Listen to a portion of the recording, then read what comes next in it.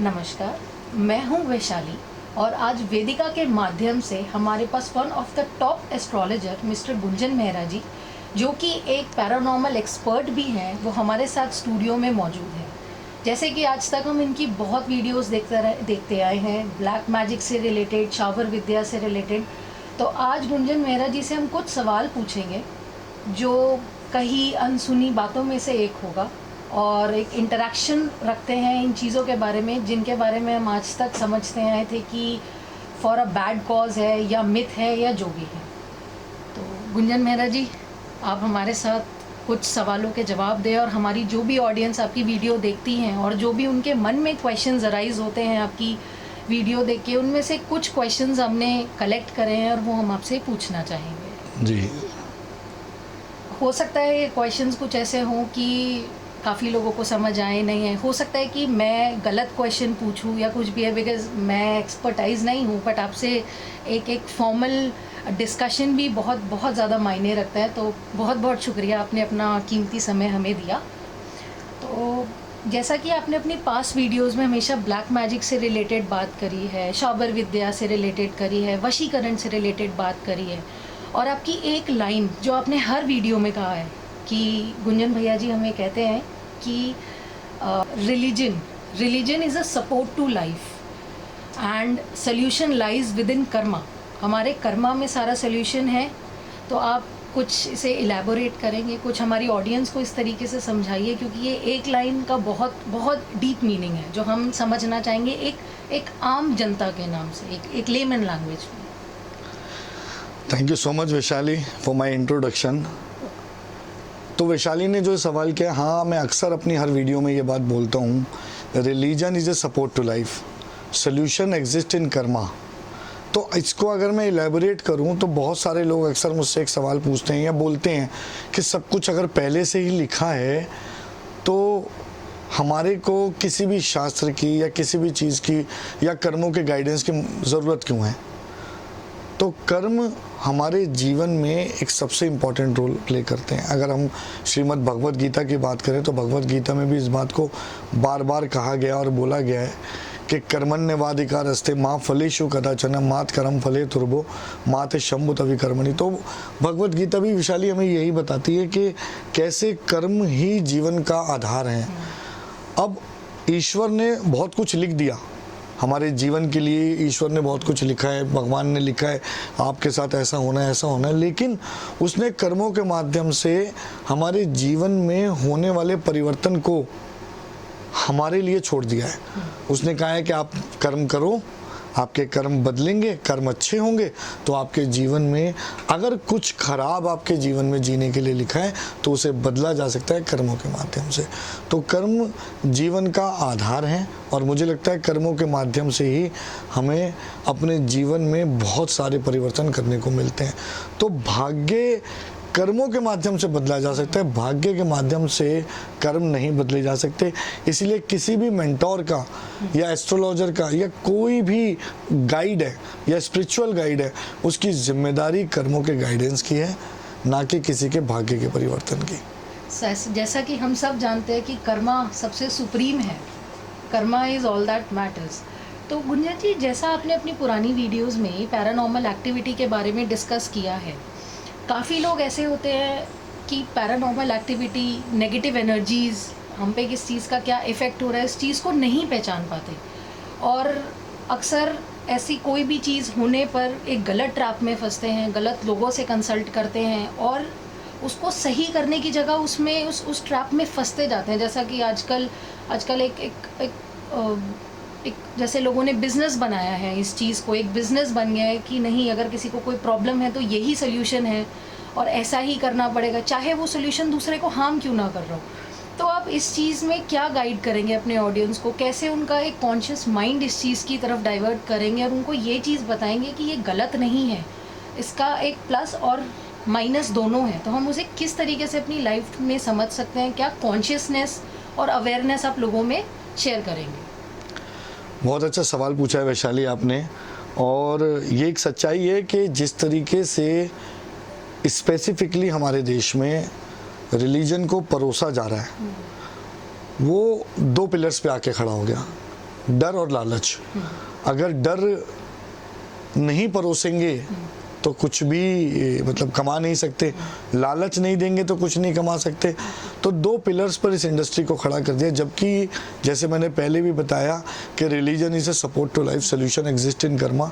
तो आजकल अगर आपसे किसी भी तरह की कोई भी पैरानॉर्मल रिलेटेड कोई भी दिक्कत आपको महसूस होती है, जैसे मैंने पहले भी वीडियोस में बताया कि अगर कोई ऐसा सिम्टम है जो आप अपने घर में या अपने घर के या परिवार के किसी सदस्य पे महसूस कर रहे हैं और आपको लग रहा है, तो पहले आप किसी अच्छे पैरानॉर्मल एक्सपर्ट से संपर्क करें। और किसी पैरानॉर्मल एक्सपर्ट अगर आपके आसपास मौजूद नहीं है या अगर मौजूद भी है तो आपके पास उनसे पूछने के लिए सवाल होने चाहिए। जो नुकसान देती है वो अंधभक्ति है। अंधभक्ति मतलब अगर किसी गाइड ने आपको बोला कि आपको किसी जगह जाकर फलाना डोनेशन करना है या आपको किसी भी जगह जाकर फलानी पूजा करनी है, तो आपके मन में कुछ सवाल उठने चाहिए, क्यों।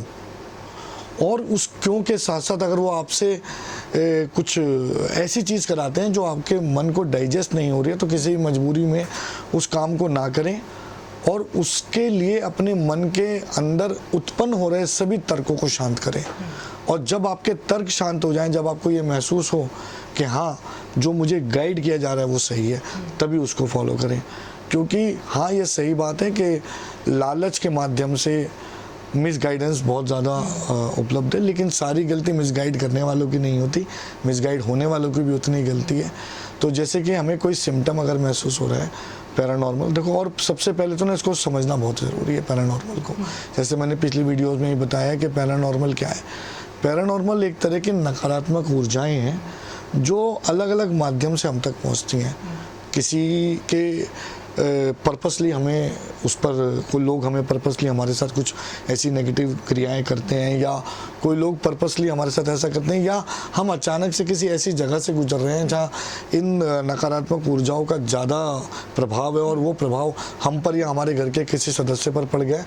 तो हमें उसको समझना होगा कि वो क्या है और उसके सिम्टम्स को जानना होगा। सिम्टम्स को जानने के लिए आप पहले की वीडियोस भी देख सकते हैं, मैंने पहले भी कई बार बताया।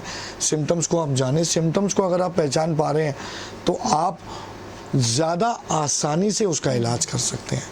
और बहुत सारे इलाज ऐसे हैं जो आप खुद भी कर सकते हैं, जिनके लिए आपको किसी की आवश्यकता ही नहीं है, लेकिन पहले उसको अच्छे से जान लेना बहुत ज़रूरी है। तो जानकारी ही बचाव है हर तरफ। जैसे कहते हैं ना मेडिकल साइंस में भी, अगर आप जानकार हो तो आप बच सकते हो, अगर आप जानकार नहीं हो तो आप नहीं बच सकते। तो ये आपके हाथ में है। तो जानकारी ही बचाव है। बहुत सोच समझ के किसी भी डिसीजन को लें और अंधभक्ति से दूर रहें।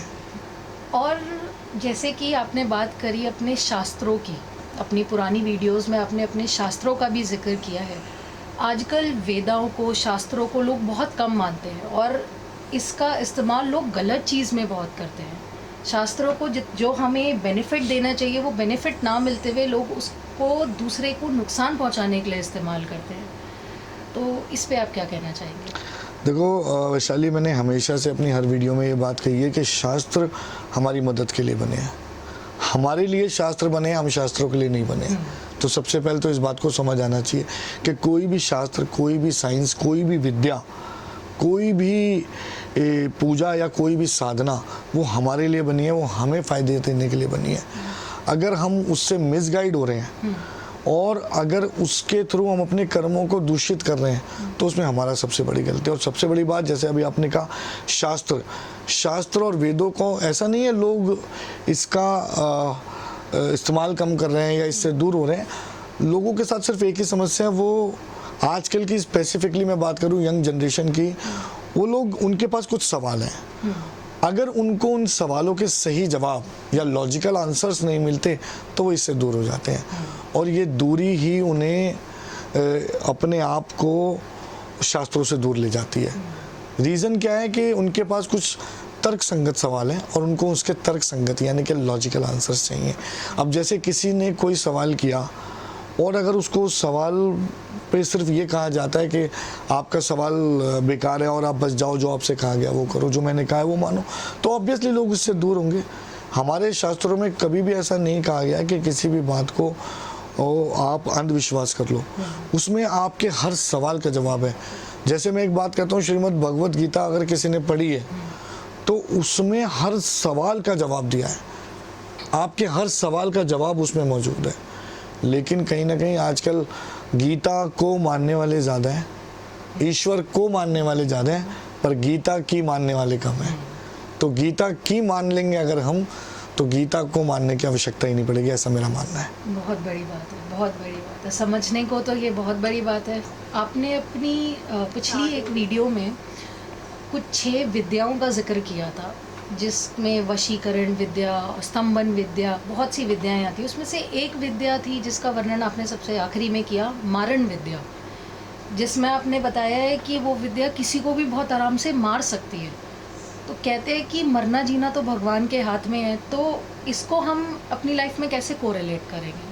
बहुत अच्छा सवाल है वैशाली आपका ये। अच्छा, मैंने हाँ अपनी वीडियो में इस मारण विद्या का जिक्र किया, पर आपके सवाल में जैसे आपने कहा कि आसान है, आसान बिल्कुल नहीं है। आसान कुछ भी नहीं है, किसी भी शास्त्र को या किसी भी विद्या को फॉलो करना आसान नहीं है।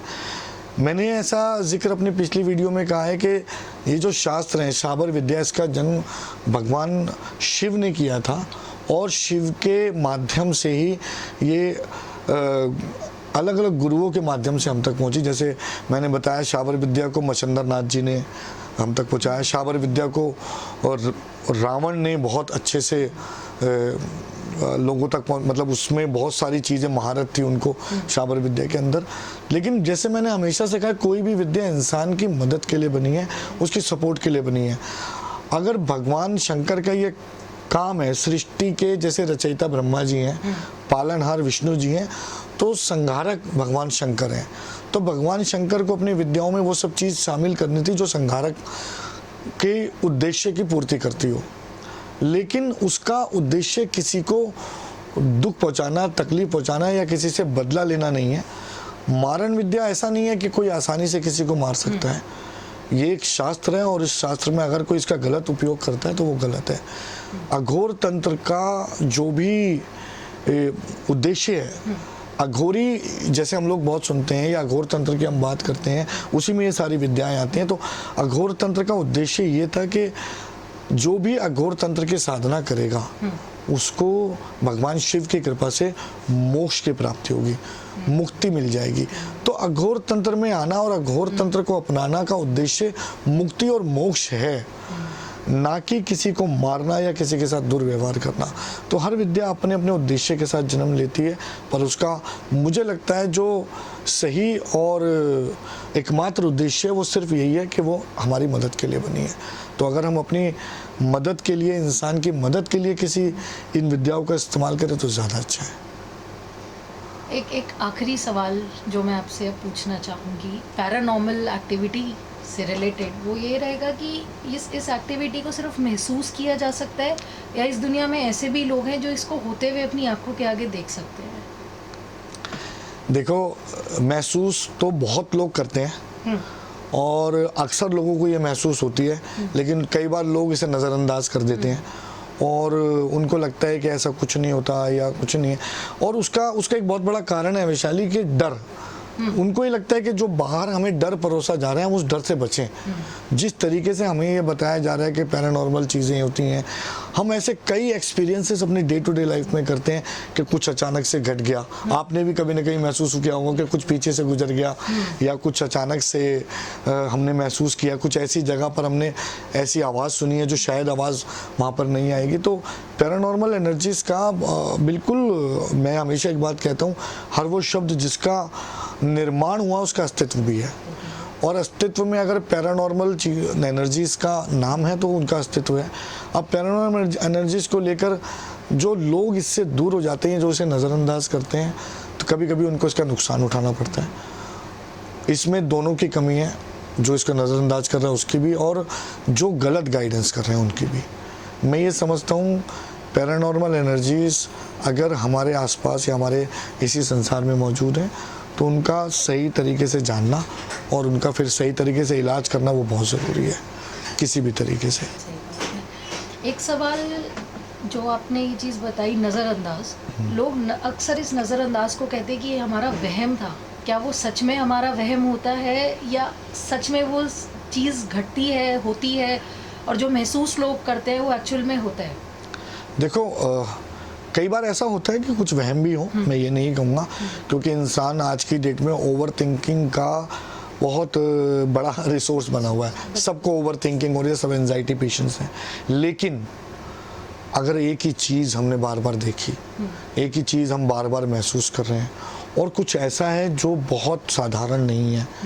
जैसे मैं एक कहानी के माध्यम से अपने क्लाइंट की एक स्टोरी है, जिसके मेरे एक फॉलोअर थे, उनके साथ क्या हुआ कि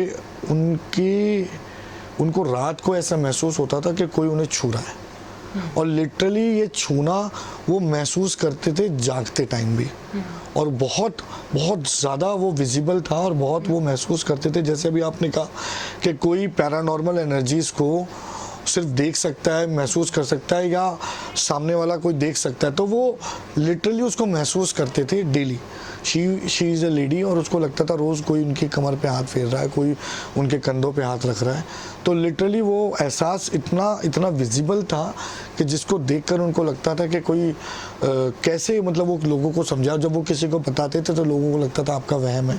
अब एक वहम एक दिन होगा, एक बार होगा, बार बार नहीं होगा, कई रातों तक नहीं होगा। जब वो बहुत ज़्यादा आगे बढ़ गई और उनके साथ कुछ ऐसा हुआ जो शायद वो कभी किसी को एक्सप्लेन भी ना कर पाए, या हम इसे आज अपने इस एपिसोड में बहुत ज़्यादा शब्दों में बयान मैं नहीं कर सकता हूँ, लेकिन हाँ कि जो उनके साथ घटा वो बहुत साधारण नहीं था। और जब उसके बाद उनका इलाज किया गया तो पता लगा कि एक बहुत बड़ी नकारात्मक ऊर्जा जो उनके साथ बहुत दिन से थी, वो लगातार उनके शरीर पर अपना कब्जा बना रही थी। तो कोई किसी को पोजेस जब कर लेता है तो इस तरह का उसको महसूस होती हैं इस तरह की चीज़ें। तो मैं ये मानता हूँ कि इनको इग्नोर कभी नहीं करना चाहिए। दूसरा, अगर आपको कोई चीज़ बार बार महसूस हो रही है तो उसको ज़रूर उसकी जानकारी लें और एक अच्छे एक्सपर्ट को दिखाएं। साथ में हाँ, अगर आप में साधना है, जैसे अभी आपने एक सवाल किया था कि क्या इनको देखा जा सकता है, आप अपनी साधना और स्पिरिचुअल जर्नी के माध्यम से अपने मन को, अपनी चेतना को इतना बढ़ा सकते हैं कि आप किसी भी तरह की ऐसी ऊर्जा को महसूस कर सकते हैं जो हमारे आसपास घट रही है। बहुत अच्छा लगा गुंजन जी आपसे इस सारी बातों पे एक नॉलेज इकट्ठा करके, इस पे आपने एक बहुत पॉजिटिव तरीके से, एक बहुत पॉजिटिव ऑरा के साथ एक्सप्लेन करा। शायद इस वीडियो और आने वाली वीडियो से लोगों के मन से ये डर हटे कि शास्त्र और विद्याएं ये सब हमारे सिर्फ नुकसान के लिए नहीं, हमारे बेनिफिट के लिए भी, और साथ साथ जो इसका गलत इस्तेमाल करता है वो भी आगाह हो जाए कि ये इस जन्म और आगे जन्मों में इनको गलत तरीके से इन पे असर कर सकती है। तो आपका बहुत बहुत शुक्रिया, आपने बहुत बहुत धन्यवाद, हमें नॉलेज दी और एक्सप्लेन किया। बहुत बहुत धन्यवाद। Thank you so much. हमारे पास सवाल बहुत है और गुंजन जी के पास नॉलेज बहुत है, पर इसी नॉलेज को हम अभी लिमिटेड रखते हुए आगे के सारे एपिसोड्स में इसके बारे में और अच्छे से डिस्कशंस करेंगे। उसके लिए आप वेदिका के साथ बने रहे, उसको सब्सक्राइब करें, लाइक करें, और इस वीडियो को ज़्यादा से ज़्यादा लोगों के साथ शेयर करिए। और अगर आपका कोई भी सवाल है तो कमेंट सेक्शन में वो सवाल ज़रूर भेजिएगा, सो दैट हम आगे उन सवालों का जवाब देने के लिए आपके लिए एक एप्रोप्रिएट वीडियो ज़रूर बनाएं। Thank you.